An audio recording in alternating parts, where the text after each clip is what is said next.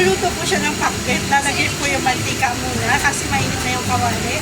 Ayan po, lalagay po yung bawang sibuyas. Ayan na. Haluin niya na po. Hanggang mag-brown yan, pwede na. So, dito ba na mag-vlog? Ayan po, hanggang mag-brown po siya. Tapos lalagay na po natin ang pangsahog na na-marinate na baboy. Ayan. Na-marinate na po yan. Depende sa panglasa nyo kung ano gusto nyo i-marinate sa baboy. Ayan, hanggang mag-brown po siya. Ayan, kung nakikita nyo, dapat ay nahalo nyo rin siya para hindi masunog ang baboy. Ayan siya, guys. Ayan po. Ano pa lang po yan, ha? Pangsahog pa lang po yan. Wala pa yung mga gulay. Lalo na pag nilagay ng gulay.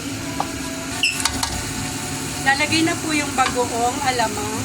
Ayan pong bagoong luto na po yan. Pwede nyo na pong gawin kung yung fresh na bagoong alamang na hindi pa naluluto. Depende sa inyo. Ayan po, napakabango niya po.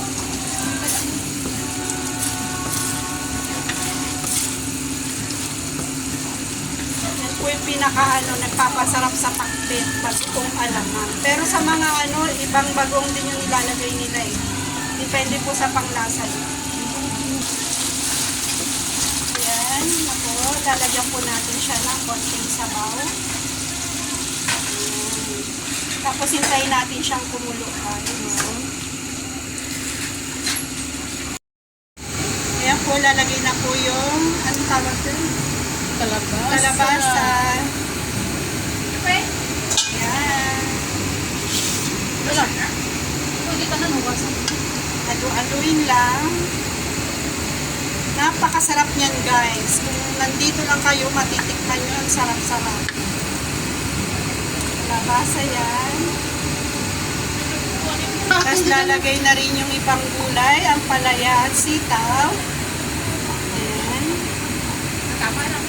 Tama pa rin.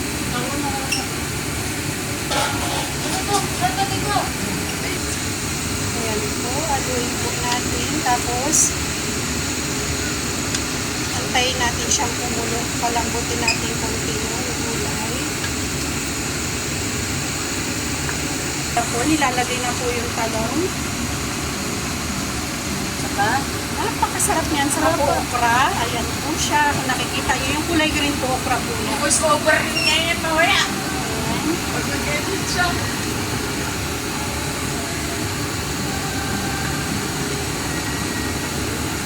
Hinahalo na po. Napakasarap nito, guys. Ayan o. Nakikita niyo, fresh talaga yung mga gulay na nilagay.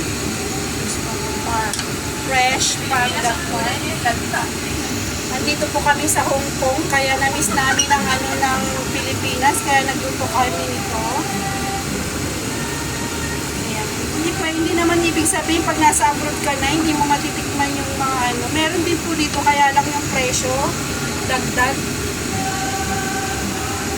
Doble sa presyo ng Pilipinas. Ayaw po siya. Parang ano mo nang kumain ko ng gulay. Ito sa presyo ko. Hintayin na lang kung kumulo, tapos done na. Ayan po. Dapat pala kami sa gabay na yung Sarap. Ganyan lang po magluto ng pinakbet. Sana po nagustuhan nyo at i-try nyo rin sa bahay. Bye-bye!